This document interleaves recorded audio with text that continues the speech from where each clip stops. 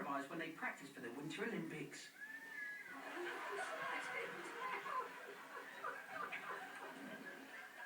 This feline food critic has clearly been trained by Master Chef Greg Wallace.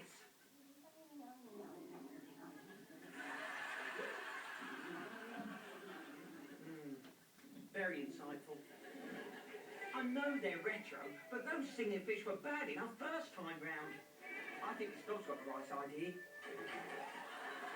Brilliant. You killed it. Now go and smash the lava lamp upstairs.